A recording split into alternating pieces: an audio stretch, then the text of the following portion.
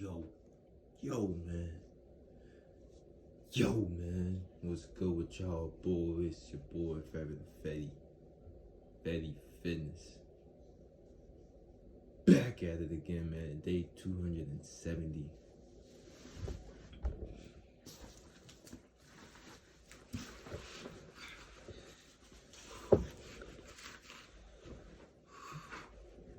Day 270, man. Hey, y'all got anything to say? Any questions? Anything y'all want to correct me on the form? Whatever y'all got to say, comment it down below before I get started. You know what I'm saying? Share with a friend, subscribe. We're going every day over here, man. Appreciate all y'all tapping in. Let's go. We only got 95 days left, man. Very purposely, it's not you though, Chris. Go. You can feel good about this. I illustrate this for this reason right here to answer this question. I believe the greatest way to measure your business, this is going to freak some of you out, is based on growth, not on goals.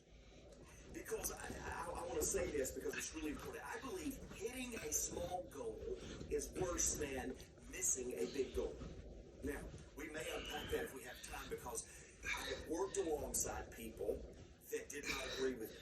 Said it's an integrity issue. Well, I've been frustrated with you in the past if we're just being candid. When you come in and challenge us, and yeah, it's absolutely. And we'll come back to that because I want to stay on this point of how do we manage our business in the John Mack Enterprise. And from day one of me running this organization 11 years ago, it's been on comparative analysis. Comparative analysis, here's what I mean. When I get a business plan from you, Chris, or somebody else on our team, I want to know how this compares to what we did last year in this particular business objective. Even when we're spending money, hiring more people, I want to know what our cost of goods sold was last year compared to what we think they're going to be this year. Why? Because it creates one of our values. This is why we're so passionate about this. This is why I have the book right here for you. I'm going to talk about that in a minute. It's because I believe with the value of growth, we should always be focused on growth. And John teaches goals will take care of themselves. Again, I'm not minimizing those of us that have to work to set goals and be goal-minded. But we have learned, and we grew, me and you, our leadership team grew our company from the day I took over as CEO till last year, we grew 783%. That's a big number. That's a big goal. We did that by focusing on growth.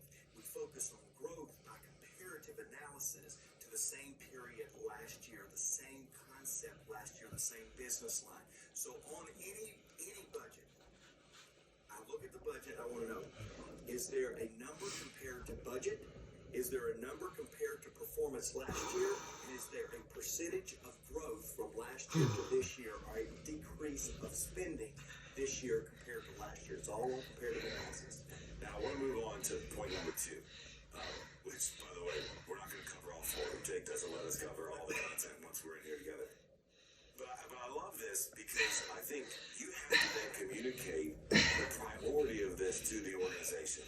You know, the last question that you just reviewed for us that John talked about is how many people then are they equipping? So in this conversation, you're my leader. So your question to me is, Chris, how many people are you equipping in order to help us accomplish this mission, this vision we're after? You said this statement. I want to share this with our audience. In one of our leadership team meetings, you came in and you didn't even say hello. You didn't even say, hey, how's everybody's weekend? Whatever. You came in and you said, all right, here we go. You couldn't be here today. Who's sitting in your seat? Well, and all of us were like, don't pick on me. And you were just like, go. Who is it? Chris, who is it? Right? And so, Becky, who is it? 60. And I was like, man, like that. Yeah, that's so good. If we were doing this in a way that we should be doing it as leaders of an organization, we would have it right there. But what you were doing was you were implementing and living out this, hey, I'm going to communicate. This is a top priority for all of our people. So talk about that. Talk about the desire that you have as a CEO of the enterprise to make sure that your people and that you are continually emphasizing and communicating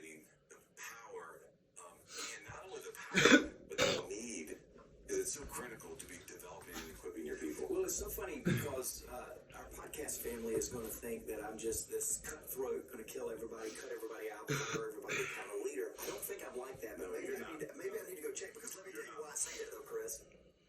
A week ago today, I'm in a meeting with two of our leaders. You were not even in the meeting. And I said, guys, who's your replacement? And they looked at me like, what? I said, by the way, if something happens to me, who's my replacement? What are y'all going to do if something happens to me? Now, that's kind of fatalistic, right? And it's so funny that you just reminded me. I forgot about that. You reminded me of a meeting several months ago where I challenged every leader. First thing I came into the meeting with, hey, who's your replacement? What are you going to do? And then I just had that same conversation a week ago. And I justify it with this. The law of the bench. Every leader is prepared. Surprises don't prepare leaders, it reveals leaders. I had used all these illustrations, and that was certainly my point 7 days ago with these leaders. Guys, who are you training for the unexpected? Who is your law of the bench? And I began to articulate to them what I may not have articulated in this leadership meeting that you're referencing. I believe it's the responsibility of every leader to know his players and to strengthen the bench of players on the team. Left. That's not anything earth-shattering or great revealing, I'm sure, to our podcast audience. What's revealing to me when you ask this question today is I told both of those leaders last week who I would replace them with if something happened to them. Now, in this meeting, I was really challenging them because we're not moving the ball forward as quickly as I feel like that we should. And I was going, guys, who is your replacement? And be inviting them into it because they probably can make you better. So it wasn't just, let's find a replacement. It was, who else is brainstorming with you because your replacement may have better ideas than you because you're too close to the challenge. Yeah. Love that. But as I'm listening to you ask me that question today, as I'm reminded that I asked that question again 1 week ago, which means I may be asking that question way too much, I realized that while I have a plan on who would be their replacement, I have no intentionality on how I am equipping them today. So what am I going to do, Chris? Am I going to wait to equip my bench when they're actually in the game? Or am I going to equip them while they're on the bench so that if an injury happens, they're able to get right in? Your son plays football, you played football. No coach waits until the injury to equip the second string.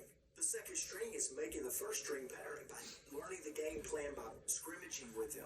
In the leadership game, in mine and your company, podcast listeners, are we scrimmaging enough with the backups to make sure that they are equipped when they become a starter? Yeah. And I'm telling you this right here, I need to quit recording a podcast and go equip some people because I've got a plan. Yeah. I just am not backing that plan up of equipping to make sure that To further that illustration, and then I'll move on to the last point. You look at, now we're biased, we're in the South, so we're big SEC fans. When you look at